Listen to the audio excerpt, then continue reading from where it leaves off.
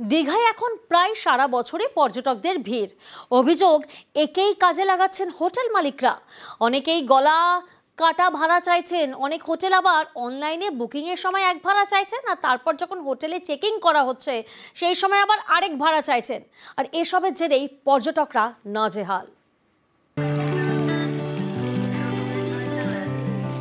হাতে অল্প ছুটি, চলো দীঘা।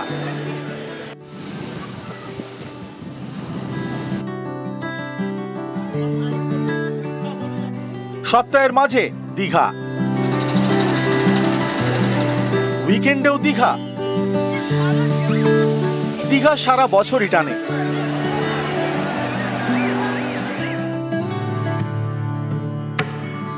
সমুদ্রের পাশাপাশি এখন নতুন আকর্ষণ জগন্নাথ দেবের মন্দির। 27শে জুন রথ, তার আগে শুরু হয়েছে নানা অনুষ্ঠান।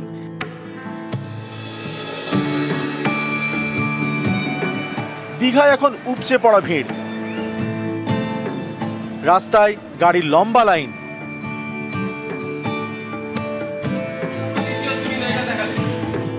এত ভিড়ে হোটেলে ঘর পাওয়া যায়, অনেক হোটেল হাউসফুল। অভিযোগ, এই সুযোগটাকে কাজে লাগাচ্ছেন হোটেল মালিকরা। অভিযোগ, অত্যাধিক ভাড়া চাওয়া হচ্ছে।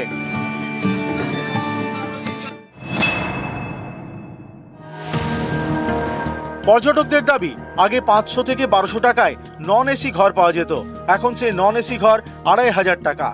1200 থেকে 2500 টাকার মধ্যে পাওয়া যেত এসি ঘর, এখন সেটা কোথাও 3500, কোথাও আবার 6000 টাকা। আগেও এসেছি, থেকেছি, দাম অনেকই কম ছিল, কিন্তু এখন হোটেলের রেটটা অনেক বেড়ে গেছে, প্রায় আকাশ ছোঁয়া। বছরে হয়তো 8 মাস 12 মাসে 4 মাস একটা সিজন, সেই সিজনটা কেউ ডিসকাউন্ট দিতে চায় না। এবার কোনো কাস্টমার হয়তো ডিসকাউন্ট টাইমে এসছে, সে এখন এসছে, সে যদি বলে আমি সেই রেন্টে নিব।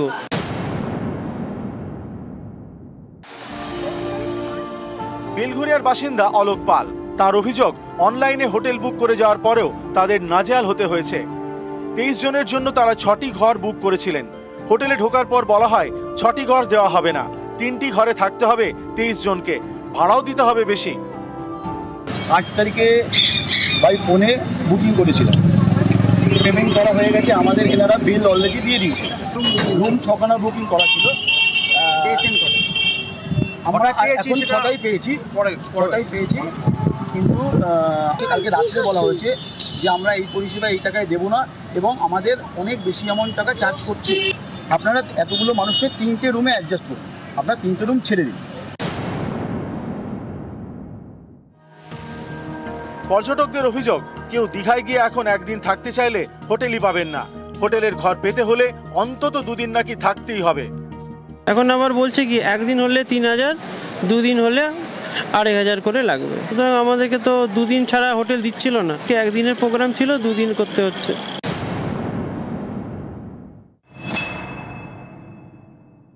যখন এই ধরনের আমরা কমপ্লেন পাচ্ছি, আমরা এখানে নোটিশ দিই, পুলিশকে বলছি, তারপর কিছু কথা বলছে এবং তার সমাধান করা হচ্ছে। ফলে আমরা চাই পর্যটক আসুক, তারা সুন্দরভাবে তারা দীঘাতে তারা উপভোগ করুক জগন্নাথ দেবের মন্দির এখানে, এবং তার জন্য যা যা পরিষেবা দেওয়ার জন্য যা যা করার জন্য সেটা প্রশাসন দিতে সবকিছু।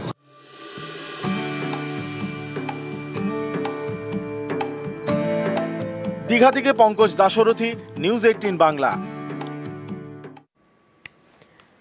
গতকাল দিনভর বাঘের আতঙ্কে তটস্থ ছিল কুলতলি দেউলবাড়ি।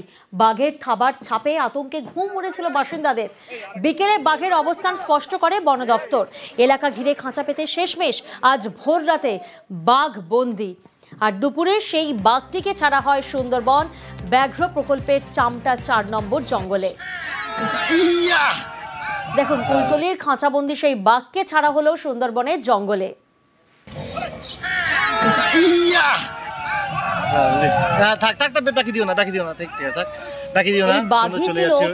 আতঙ্কে তটস্থ ছিল গতকাল দিনভর কুলতলির দেউলবাড়ি। বাঘের থাপার ছাপ দেখা যায়, তাতে আতঙ্কে ঘুম উড়েছিল বাসিন্দাদের। আর তারপর এলাকা ঘিরে খাঁচা পেতে শেষমেশ আজ ভোর রাতে বাঘ বন্দি করা হয়। আর দুপুরে বাঘটিকে ছাড়া হয় সুন্দরবন ব্যাঘ্র প্রকল্পের চামটা 4 নম্বর জঙ্গলে।